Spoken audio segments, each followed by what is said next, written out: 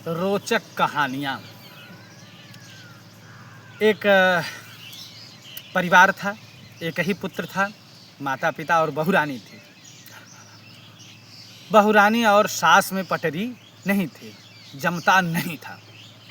तो एक दिन बहुरानी ने अपने पति से कहा कि ये माता पिता हमारे घर में एडजस्ट नहीं करते, घर का माहौल बिगाड़ के रखा है, तो क्यों ना करें कि 1000, 2000, 4000 आश्रम में दे दें, वृद्धा आश्रम में, और ये लोग वहीं रहें।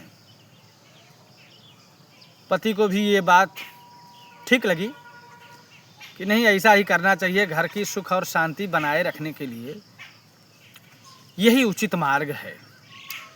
बहुरानी और बेटा माता पिता को लेके वृद्धा आश्रम के द्वार पे पहुँचे।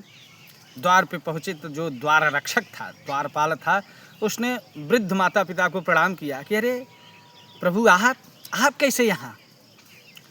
तो बेटे को बड़ा आश्चर्य हुआ कि अरे माता पिता से इनका परिचय पहले से है कहा।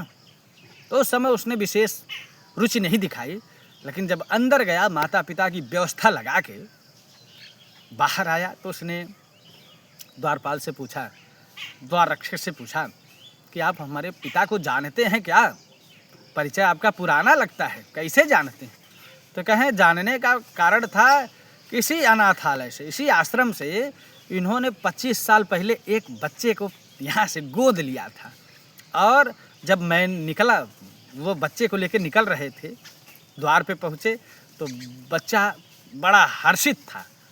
तो उन्होंने पूछा कि अरे द्वारपाल, इस बच्चे का नामकरण करो, आज इसको हम अपने घर पे ले जा रहे हैं, इसको हमने गोद लिया है। तो उस द्वारपाल ने उसका नाम हर्षित रखा, क्योंकि बच्चा बहुत हर्षित था। अब जो बेटा पूछ रहा था, उसका नाम भी हर्षित था।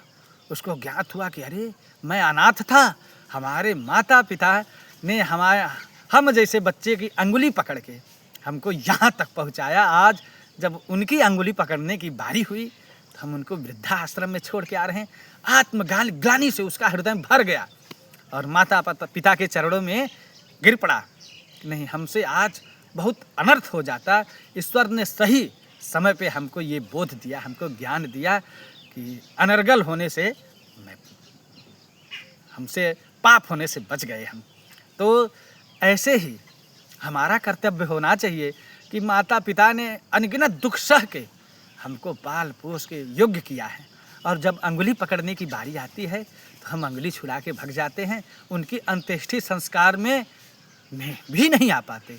सेवा सत्कार की तो बात दूर है। तो इन परिस्थितियों को तोड़ना है, इस बंधन को तोड़ना है। धन ही सब कुछ नहीं है, जन का भी महत्व रखें। जय जय शिव शंकर।